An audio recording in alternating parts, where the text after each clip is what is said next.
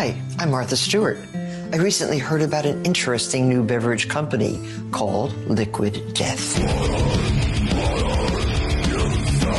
Don't worry, it's just water. And together, we've teamed up to create an utterly delightful candle. Martha Stewart, just one of many celebrities endorsing this out-of-the-box, or in this case, bottle water brand. Joining me now to discuss what sets this business apart is Mike Cessario, Liquid Death co-founder and CEO, also Yahoo Finance's own Brooke DePalma joining us as well. Mike, good to see you. This is a phenomenal story. Your latest raise values the company at $700 million. I can't help but think if you'd have walked into Shark Tank in 2019 trying to sell water in a can, how would they have reacted? And what's the origin story? Yeah, I mean, I think people forget two things. One, how big the beverage industry really is. And two, how much brand actually plays a role in it.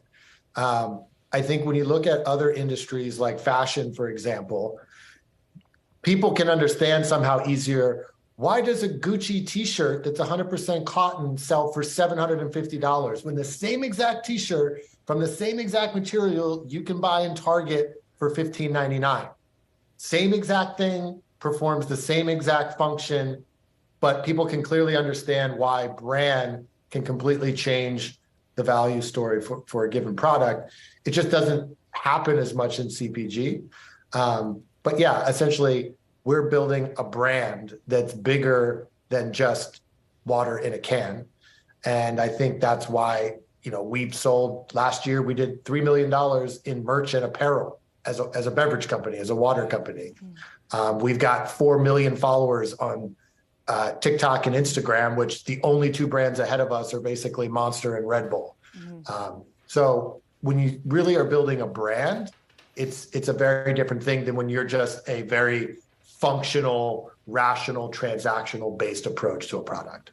So, Mike, let's break down some of those numbers there. In 2019, when you last spoke to us, you raised a $1.6 million seed funding, recently raised a $70 million Series D.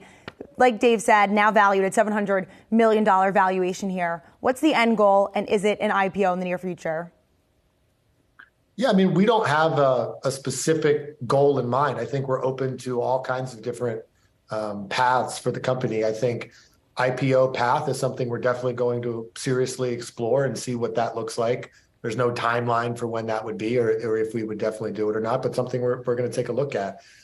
Same thing for, remaining private. Same thing for potential M&A. I think the company is just growing so fast and growth is just continuing to move even faster.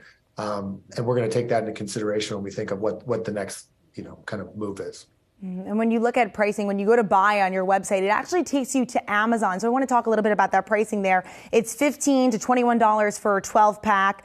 The cost of non-alcoholic beverages up 0.6% month over month, 12.9% year over year. How are you keeping that price competitive to keep consumers coming back? Well, Amazon's a tricky thing because Amazon, they are a wholesaler. So they buy product from Liquid Death. Amazon sells it and prices it, just like they do with all the big brands, Coke, Pepsi, all the other brands. Amazon acts as a wholesaler. So they typically set a price that is in line with what you could buy it for in a store, which is $14.99, $15.99 sort of range. So that should stay intact. And yeah, at the end of the day, as long as we are somewhere in the range of other premium products, we're going to be fine. Is it $1 more? Is it $1 less? People aren't buying Liquid Death because it's the best price thing. It's a brand play. And when you have a true brand, you have a little bit more pricing elasticity than when you're just a brand that's purely focused on, well, we're cheaper, so that's why we win. You mentioned the 4 million followers on TikTok and Instagram, 2.5 million of those on TikTok. Are you able to quantify how that impacts the bottom line? And you said that's not why they're buying it. If we can, why are they buying Liquid Death? My question would be, why do people wear Nike instead of Adidas? Same shoe. Why do people decide to drink Jack Daniels over some other whiskey, when even in a blind taste test, there's no way they're picking it out. It's like there's these emotional reasons that people do things. But I think with Liquid Death, we're seeing that people appreciate a brand that feels authentic. And I think it doesn't matter what industry you're in, everybody's chasing authenticity. But people see Liquid Death and they know, oh, there's a real human being behind this. And in a category where people perceive everything is kind of the same, it's like, hey, I'd rather give my $1.89 to these guys and walk around with this cool can that's not a plastic bottle. Aluminum's infinitely recyclable. So they feel good about that. And people get a kick out of walking around with something that looks like a beer. We have hundreds of parents who have reached out on social saying, thank you. Finally, my 9-year-old is excited to drink water instead of soda, just because of the format. And it feels like something cool or that he's not supposed to have. So I think there's a lot of different reasons why people are sort of really into the brand. We get it now. Mike Cessario, cheers to you. Brooke De Palma, thanks for being here. Bravo on your success. Cheers. And best of luck to you in the future, sir. Mike Cessario, Liquid Death, founder and CEO. All right.